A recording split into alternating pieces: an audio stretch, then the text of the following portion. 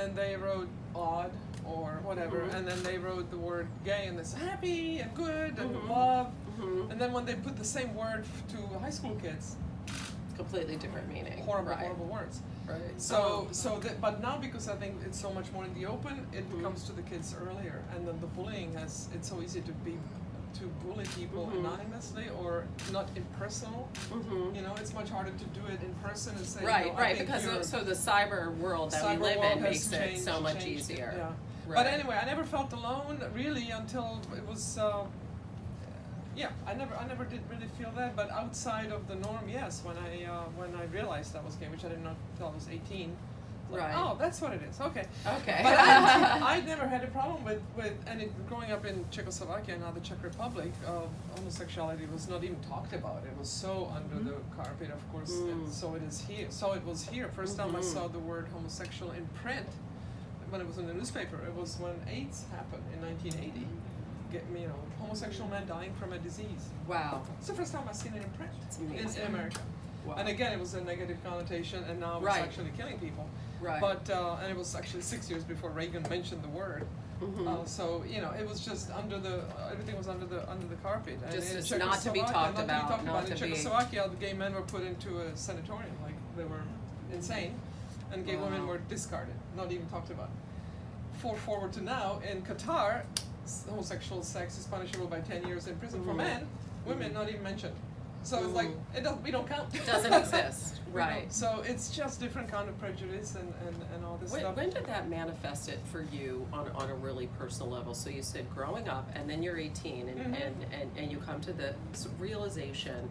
Was it then that you started to feel a little isolated, or was it when you came to this country and you were with a whole new culture and in the in the tennis space, or when did that when did you start to feel that way? Well, it was before I defected, but then it was about 6 months later that I did defect, and then I was on my own, and so I felt more lonely because of that. It had nothing to do with my my sexual combination. orientation. It was much worse because I couldn't see my family, and I did not come out to them because I didn't I left the country, and then you don't talk about that on the phone. And then when they came, and my father finally asked me, I said I wasn't going to tell him, but if they asked, then I said, and there was some issues with that. But anyway, at the end, my dad read some books. This is I realized he had nothing to do with it. I had nothing to do with it. This is what it is, and just wanted me to be happy. And so he educated himself, but there's still so much prejudice for these kids. And the hardest thing, imagine the hardest thing in your life is to come out to your family to say, "Oh, Mom, Dad, I'm straight." Yeah, right. Wow. And it'd be like, you don't have to do that. Horrified, right? So it still is difficult, but it's less and less, and which is good. I mean, one day my mom used to tell me, "Why are you the one with the flag? Walking, marching?" I said, "Well, there's nobody behind me." Somebody's got to do it. But now there are people behind me, and one day I said, I don't want to march, but it's a necessity at this point. So anyway, it's like somebody's got to be the first, right? I mean, you just have to, because if you're not the first, then who's going to come behind you? You know what I mean? It's almost. And so I kind of came out in '81, and then I got to the finals here. I lost to Tracy Austin, and 7-6 in the third, and then when they gave me the trophy, people were clapping, and they kept clapping, and I realized they accepted me. And that's when I started crying. Oh my God, you're making me cry. Not because I lost the match. I didn't cry because I lost the match. I cried because I felt really accepted. You felt grateful. But after that, I started winning too much, and then they were so And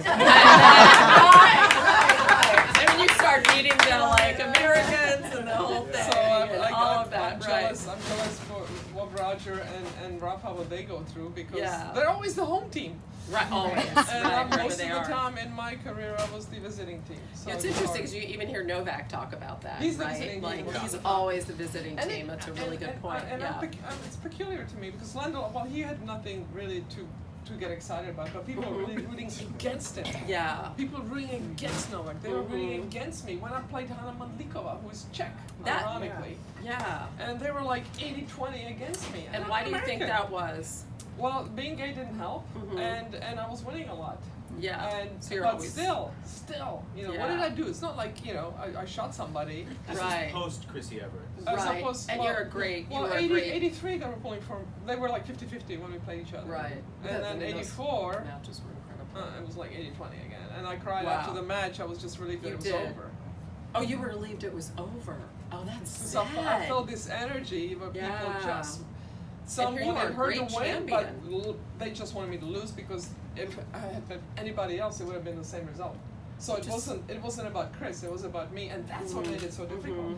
I would be cheering for Chris too, but I would be cheering for me also. Well, of Right? course, It's a whole tennis player, right? You ultimately want to see a good match. Yes. Right, And so right. it was difficult, and then I said to Chris, "How come you're so popular? What do you do with the fan mail?" And she went. I'm like, really? You know, I'm paying somebody to answer all my mail and send them pictures, and I'm like, oh, okay, that has nothing to do with anything. Can you imagine, like, anyway. Also what it would be like in today's day and age with social media? I think, well, some ways And better, you're, some you're ways very worse. outspoken Yes. as well on Twitter too about issues. So I don't Yeah. know if you get a lot of brushback even today for, being outspoken. I do. People say, and I actually have it on my Twitter. So if you tell me to stick to tennis, you'll get blocked. Yeah. Stick Right. to tennis. That's when they Right. have no argument. So Right. yeah. Right. Anyway, but I would have loved it because then you get the interaction with the fans, and it's not filtered. It's just you talking. It's not through the eyes of the writer, or even if you do a TV interview, unless it's live, they cut it, Unless right? it's live, right. So The content is exactly what you want it to be. Which and is, now they interview the players after the match on the Right. court. I would have loved it. The only time Right. I got to talk on the court is after they either won the final or lost the final. So then you Right. have the sponsors, and it's kind of it's hard Right. to. So there's there's a Right. lot more connection between the players and the fans, and I would have loved it. Yeah. Is there something or someone maybe that helped you stay strong through that? Because when we're talking about, you this is a very public story, but we could see your story played out on any level with any of the companies who are represented here, and sometimes it takes somebody to really reach out, right? And it can be very meaningful. Is there anybody that did that for you, that was like, listen, I have your back, I see what's going on, I understand it, and I'm by your side? Was it nothing like that? Was No, there I think I was person on my own there because really on your own? Yeah. Would that have helped? Well, it always does. Yes, it would have. Yeah. But I mean, I didn't feel like had the weight of the world on my shoulders or alone in that way. But it was isolating. I didn't see my family for 4 years. Yeah, I that's couldn't really go back hard. there. They couldn't come here. I was on And my that's own. what I you was would 19 years normally- old. I was right. 19 when I Right. left, and Right. so that was the difficult part. But anyway, I knew I was okay as a human being. It just the world didn't quite catch up yet. Now, some people might say, wow, I'm going through this very difficult time. People really aren't accepting me. They're even actively maybe rooting against me because of who I am. How did you maintain your authenticity then in that regard? How did you stay true to yourself and just dig in and say, hey, this is, Well, I think because I maybe coming from a communist country where you couldn't speak your mind. Now I'm in America, I can speak my mind. I'm like, Oh, okay, that's I'm not gonna cool. go back into the closet to make somebody else comfortable. And I never had an issue again with being gay. I never understood any prejudice, whether it was color or religion or sexuality. I just never got that. It was always about that human being that was here. So I never could understand it, and so because I didn't have a problem with me, and I was always at that confidence, and the biggest driving force for me has always been fairness, being fair to others, and whenever I saw something that wasn't fair, that was unjust, I would speak up or step in. Right. If a kid got bullied, and I remember there was some snowball fight, and they had this kid cornered, and I'm like, I broke it up, and went away and helped out. I was always for the underdog, so that's just in my DNA. And do you think that that's something that people should take into a workplace? Yes, absolutely. If they, and how do you think that translates? Well, try to do the right thing, and again, put yourself in their shoes. Maybe because I would not let others bully anybody else. I would let them bully me. It's like, who are you to tell me what I should feel or think or say? Right. I left the country already to be free, so I'm definitely not going to listen to you to tell me Right. what I should be talking about here. Yeah, exactly. Stay in your lane. Oh, really? What lane would that be? Yeah, exactly. I've been in many, many lanes, and everyone say, "Oh, you're really stupid." I'm like, "Okay, I've been called a lot of things, but stupid is not one of them." I mean, it's amazing. Maybe a lot of things, but stupid. Yeah. But, I think the amount of ignorance. But I always was, there for the underdog, whether it's the environment or the kids or the elders. One time I remember this lady was carrying a bag crossing the street, and I came from the side. I'm like, let me help you. And she starts beating me with her umbrella. She thought I was stealing her bag. I was just trying to help her across the street. Oh my gosh, nobody does that anymore. She was suspicious. It's funny because I was at Notre Dame this past weekend, which is my alma mater, and I was talking to the president of Notre Dame. His name is John Jenkins, and he's this very gentle person, but obviously, very smart and very accomplished, and he, has to make major decisions, and some of them really don't go over well.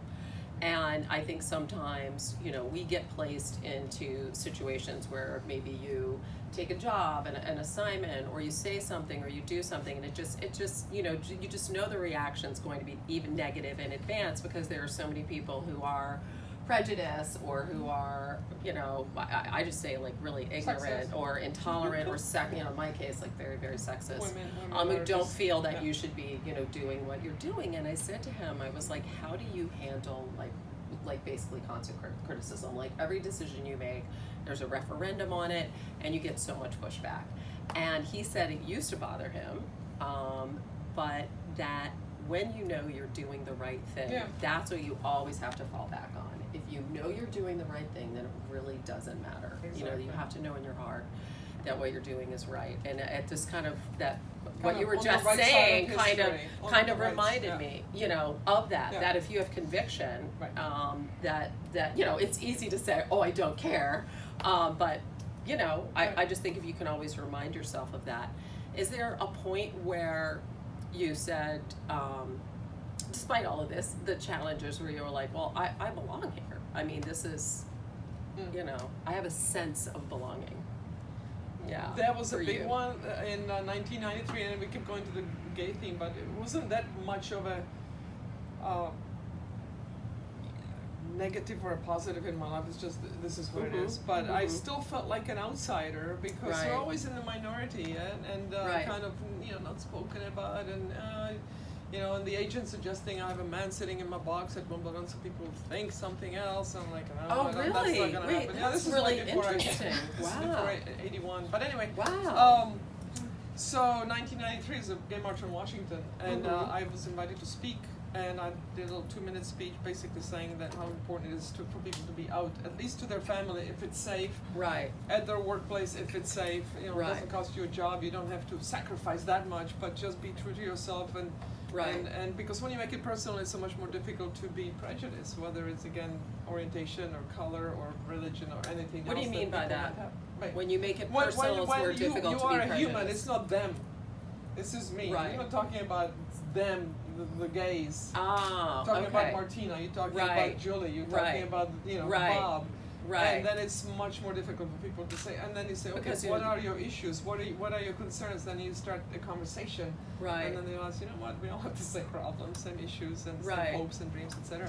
So I spoke, and that was full. The mall was full. Full, Wow, that must have been They said Were you the nervous? estimate was between 300,000 to 1 million people. But walking down the street in DC, it's like, oh my God, we're not, Yeah.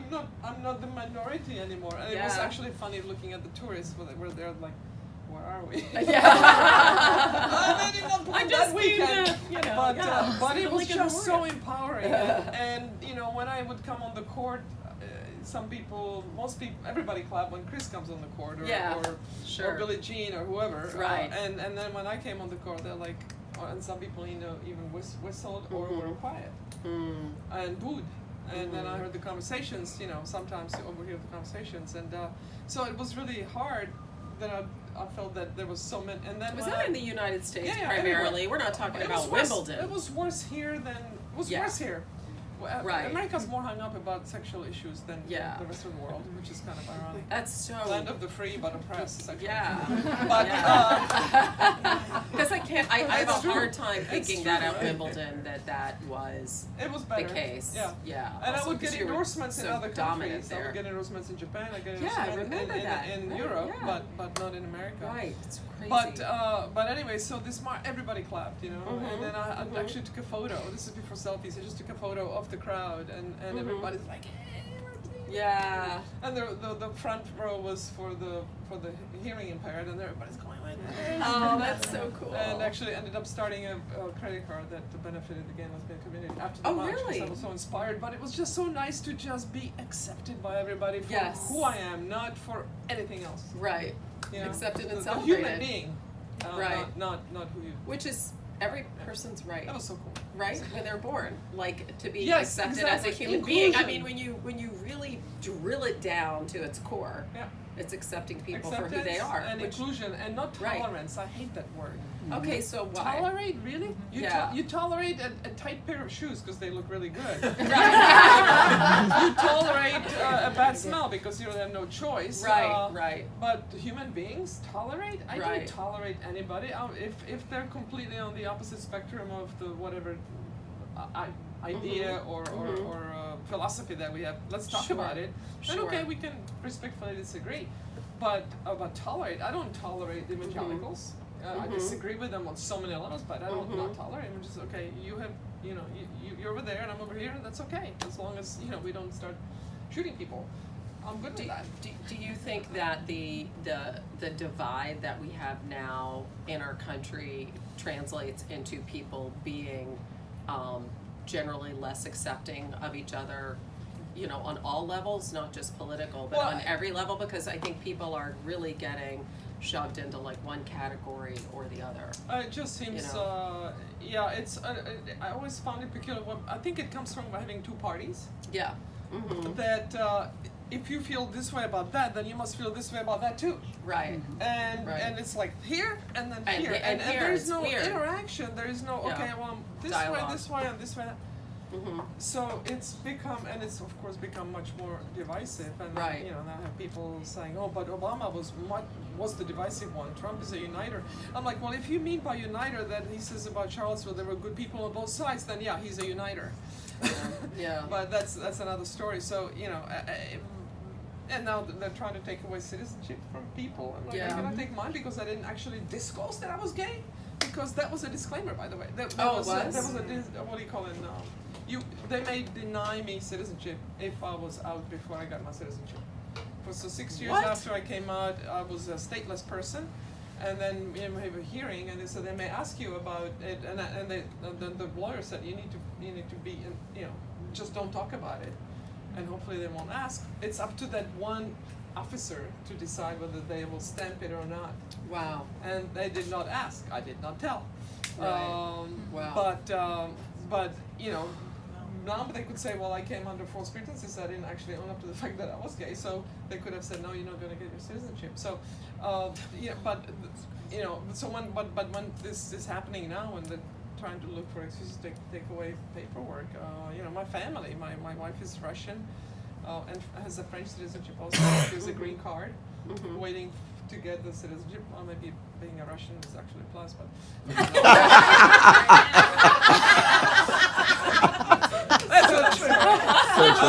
For this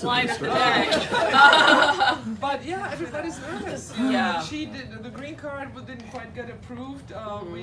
We didn't know if we could go to her because she wasn't sure if she could get back into the country, and it's it affects so many people in so many ways, and it's just terrifying when you feel like the ground is moving under you, and you don't know it. And the ground was under me. When I was traveling, I had a passport that said re-entry permit. It was not a passport, it said re-entry permit. So I would have to get a stamp for everywhere I went to get a visa, etc. And when you put the citizenship, I would put stateless because I didn't have it. Somebody actually asked me when I won was I Czech or American? I said stateless. I did not have a country. Because I wasn't an American yet, and the Czechs took away my citizenship then. I got it back, so now you did get it back. I have to so you have dual citizenship. Yeah. Wow. How long till you got it back? I'm just curious. Well, I could have gotten it pretty much after '89. I just kind of faffed around with the paperwork, and then finally when I got it, then they lost it. So then it took another 2 years to get organized. I finally got it in 2000, about 10 years ago. Wow. Wow. 10 years or ago. Or 2006, somewhere. It was Holy cow. I got it maybe 2008. I said I waited till Obama was president because I didn't want to get it under Bush. I'm like, I had no idea. It had nothing to do with it. People trying to politicize me, and I got my citizenship as well. So, oh, what, America's not good enough for you? You need 2 citizenships. I'm like, it's just easy to travel with 2 passports. And I am Czech. I'm proud to be a Czech. You should be.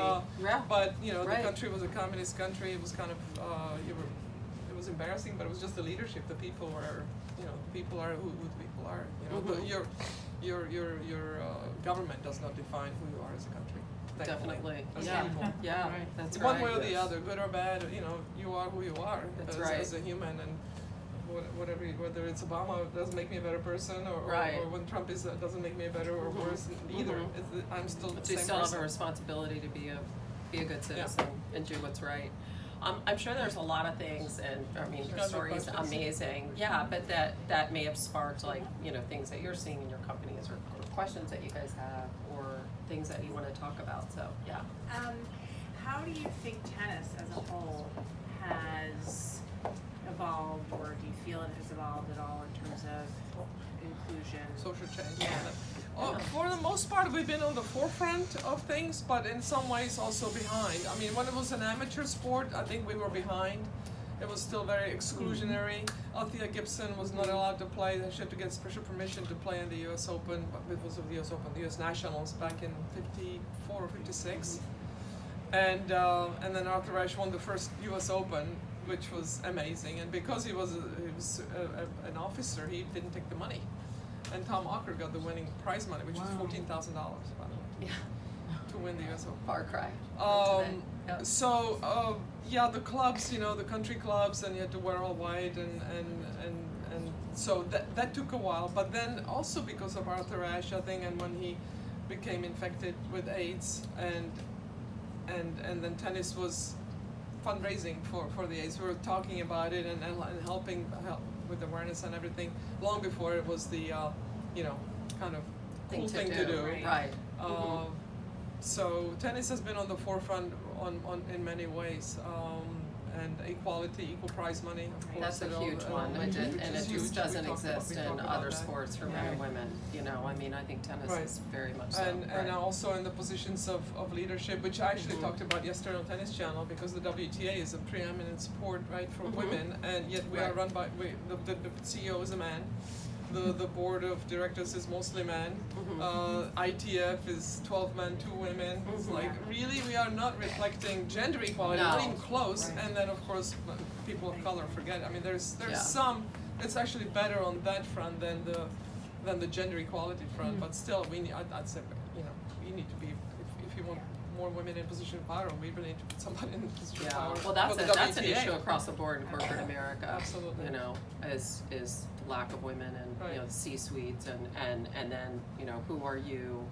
If you aspire and you have leadership goals to that effect, who are your role models and who are you looking towards? Right. Sometimes you have to see something to envision it and see yourself there. And it's so much easier again when that change is coming from the top. Grassroots is great and essential, but it happens so much quicker when it happens from the top. Right. It just permeates that much quicker. I saw a study. Somebody was telling me that they did a study on money, salaries, and if a woman becomes a mother, her salary expectations go down, and for men they go up. Right. It's like, he's stable, he's married, he's got a kid, he's a father, he's responsible.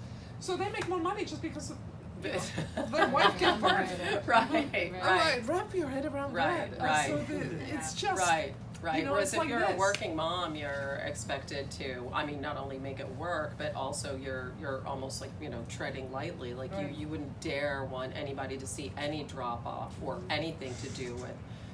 My gosh, would I miss a day if my, it's the first day of school or someone is sick or whatever, how's that going to be perceived? Yeah, everything's magnified. So you have a company that have 60 women of the workforce is women, but on the board it's right. And the studies have found that on a board of directors, if you have at least 3 women or more on the board of directors, that company makes more money than the company of equal whatever has 2 women or less. So it behooves these corporations to have women there and have the diversity, because your customers agree. don't. Yeah. Your Yeah. customers, you need to Yeah. reflect your customer base on this. You know, you have a very specific customer base. You need to be inclusive. So that's what it is. It's not tolerance. It's not acceptance. It's inclusion. It's good business Inclusion. too. Really good business. On that You note- feel Right. welcome. Not Yeah. like okay. This is Right. gonna have to be the last question, unfortunately, because way. we have to get our guests back. Oh. But I understand. Where are you going? What's so Stay with us. More Bloody Marys. Really, I'll make it really quick then. On that note, I know when you came out was a very different time, and I think corporations in particular viewed coming out very differently.